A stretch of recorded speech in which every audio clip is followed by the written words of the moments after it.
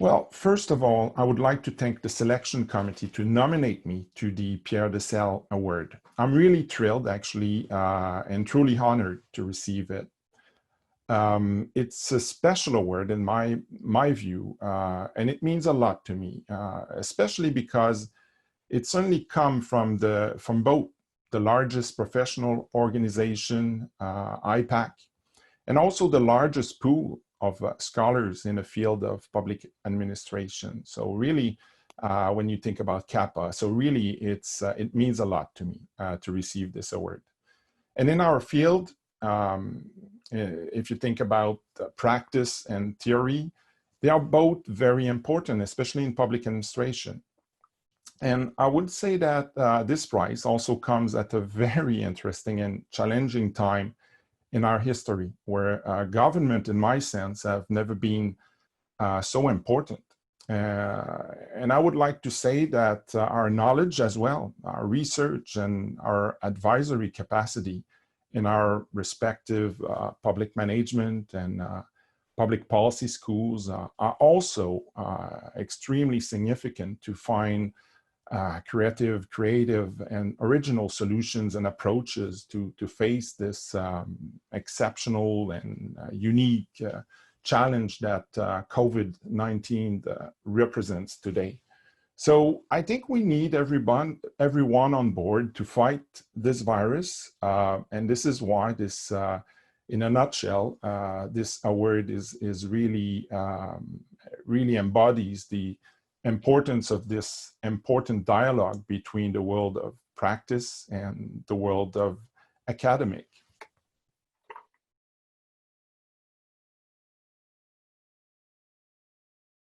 As I was saying, this dialogue between the world of practice and the world of academic is also what I put into practice in my daily work and my daily life as a professional and as a scholar, which is a mix between a more classical teaching and knowledge mobilization outside academia and also a more professional kind of advisory and teaching as well. I love to work with professionals, people, civil servants outside the university.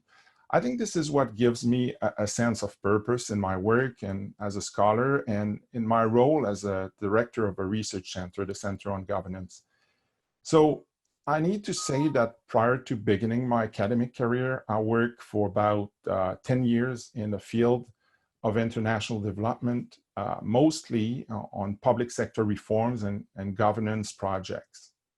And as part of that work, I was very often I was involved in adult training, and I had the chance to work with the Global Development Learning Network, which is also called the GDLN platform, which at the time was offering distance learning programs through the use of advanced technologies, centers, mostly in Africa. My work was focusing mostly on Africa. And I would say that this professional experience really impacted all my work as a scholar, especially involving technologies and into learning. And also by using andragogy methods and principles in all of my teaching. My teaching is highly interactive and always begin by assessing and using that knowledge of students and participants in the classroom. So for me, this is really fundamental to use that knowledge and use it in my teaching. So I'm not alone. I'm not alone teaching these people in the classroom. They have a knowledge, and this is very important to use it into this collaboration.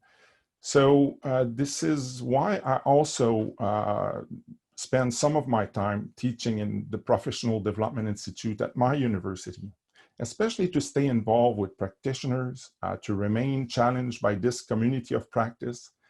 And I also sincerely believe that it improved my own teaching in my regular classroom as well. So I also, as I mentioned earlier, I also started using educational technologies about 20 years ago. And actually that always fascinated me and challenged me. And I always use any opportunities that I had to experiment with technologies.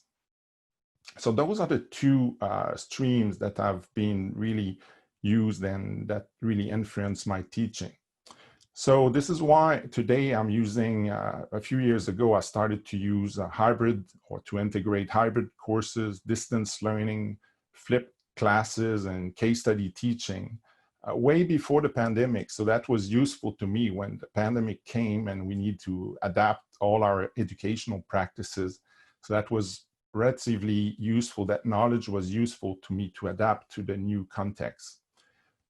It worked for me during my teaching career, but I also observed that my students also appreciate the variety and the diversity of pedagogical approach that both technology and andragogy can bring to the classroom. And the other approach that I've put into practice is using my partnerships with universities, of course, but non-universities organization. So this is why I got involved in school boards, professional organization like the Canadian Urban Institute or IPAC NCR in my region. And now with the Performance and Planning Exchange, the PPX, which is also a community of practice in the field of performance. And I'm also working with, I love to work with change agents, institutions in Africa that support public sector reforms and governmental change. And to be honest, this is one of the aspects of my work that is really driving me the most.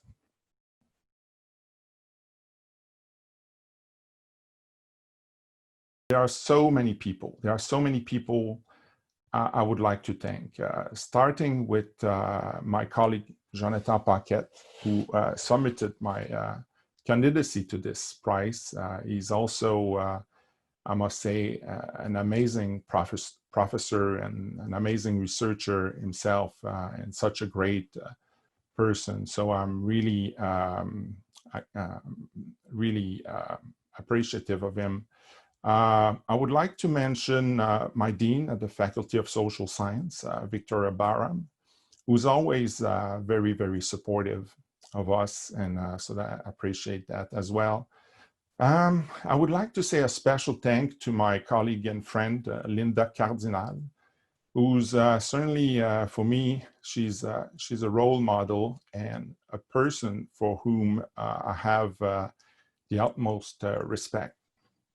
Obviously, I would like to thank my students as well, present students, but also former students, my collaborators, my partners.